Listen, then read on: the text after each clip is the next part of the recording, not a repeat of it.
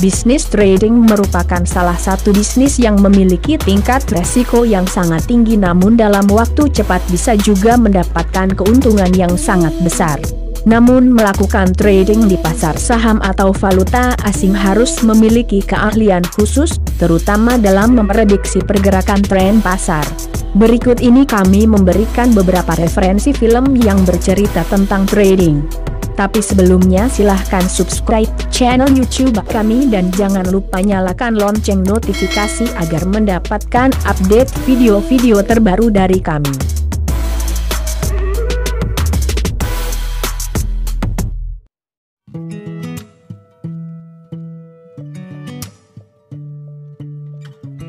Nomor 1.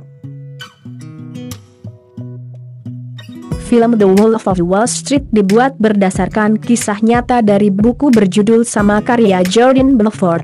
The Wolf of Wall Street bercerita tentang perjuangan Jordan Belfort dalam dunia pialang saham. Jordan bersama temannya Danny bekerja sama untuk membesarkan perusahaan pialang baru bernama Stratton Oakmont. Mereka akhirnya mendapatkan kesuksesan dan menghasilkan sangat banyak uang. Namun di tengah kesuksesan tersebut, mereka terlibat dalam bisnis ilegal yang membuat mereka harus berurusan dengan penegak hukum.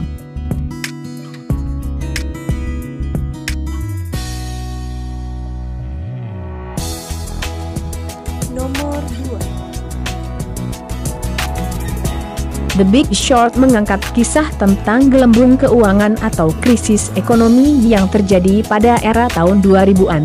Kejadian itu ternyata menyebabkan krisis keuangan global pada 2007 sampai 2010.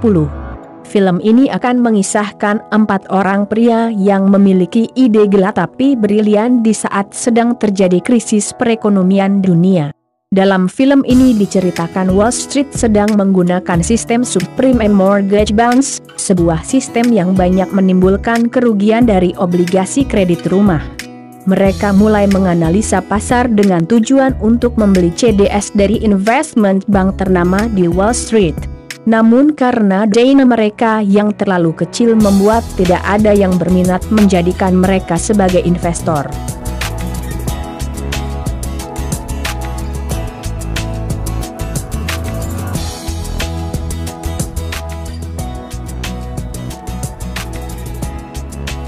Nomor 3. Seth adalah seorang pemuda yang cerdas di kuliahnya, Queen's College. Di balik kecerdasan yang dia memiliki sifat pemberontak dalam dirinya, itu yang membuat dia tidak pernah akur dengan ayahnya. Dia pun menjadi mahasiswa terbaik di kampusnya. Tapi itu bukanlah yang diinginkan oleh Seth, akhirnya dia memutuskan untuk drop out dari kuliahnya. Setelah Seth memutuskan untuk drop out dari kuliahnya, membuat hubungannya dengan ayahnya semakin memburuk. Tapi itu tidak membuat Seth menyerah dengan keputusannya. Hal itu diawali dengan Seth membuat kasino kecil di apartemennya sendiri. Dengan keahliannya dia mampu membuat kasinonya terkenal sehingga banyak orang yang datang. Karena kasino Seth terkenal, datang seseorang yang bernama Greg Weinstein yang memiliki perusahaan pialang. Setelah Seth dan Greg bertemu, Greg sangat tertarik dengan kemampuan Seth lalu mengajaknya untuk bergabung dengan perusahaan pialangnya. Dia pun menjadi pialang andalan di perusahaan tersebut. Pada saat dia menjadi pialang, perusahaannya bermasalah. Seth disuruh menjual saham-saham perusahaan jelek, tapi Seth tidak tahu apa-apa tentang itu. Nasabah yang dihubungi bukan orang-orang yang secara finansial berkecukupan. Akhirnya perusahaan ini diselidiki FBI. Seth disuruh jadi matu-matu di perusahaannya, dengan ancaman ayahnya yang seorang hakim.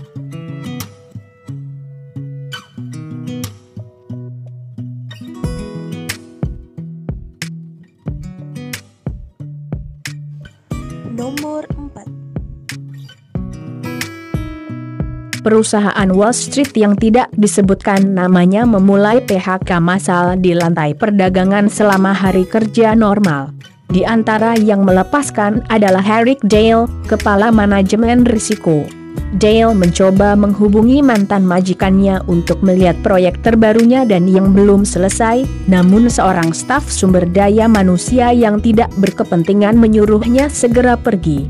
Saat menaiki lift, dia bertemu dengan salah satu bawahannya, analis risiko junior Peter Sullivan, dan memberinya sebuah USB drive stick untuk dilihat dengan instruksi yang tidak jelas untuk berhati-hatilah. Sullivan bekerja larut malam itu untuk menyelesaikan proyek Dale, dan menemukan bahwa volatilitas saat ini dalam portofolio sekuritas berbasis mortgage akan segera melampaui tingkat volatilitas historis dari posisi tersebut. Karena leverage yang berlebihan, jika aset perusahaan turun sebesar 25%, kerugian akan lebih besar dari nilai perusahaan itu sendiri dan perusahaan akan bangkrut. Bagaimana kelanjutan kisah mereka?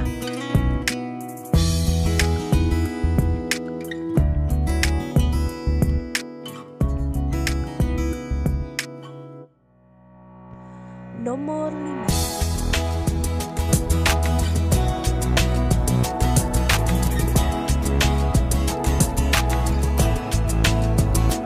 The mother of all evil is speculation. Apa yang diucapkan oleh Gordon Gekko di atas tersebut memang sangat kental melekat secara keseluruhan pada film ini.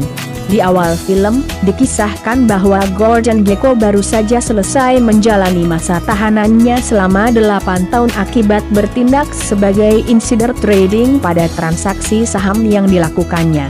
Jika Anda telah menonton film Wall Street yang pernah diputar pada tahun 1987 yang menceritakan mengenai sepak terjang seorang stockbroker yang berambisi untuk mencapai puncak hingga melakukan hal-hal yang ilegal dalam bertransaksi, tentu Anda sudah tak asing dengan karakter Gordon Gekko. Wajib tonton kisah lengkapnya.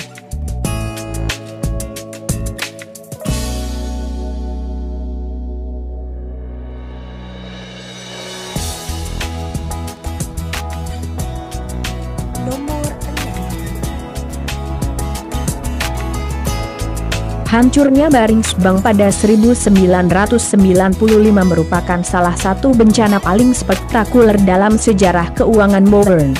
Nasib Lawson lebih baik dari bank yang dibangkrutkannya. Meski ia dihukum penjara dan didiagnosa kanker dan ditinggalkan istri selama di penjara, ia mampu bangkit dari kejatuhan. Bagaimana ia menggapai kembali kehidupan dan kesuksesannya?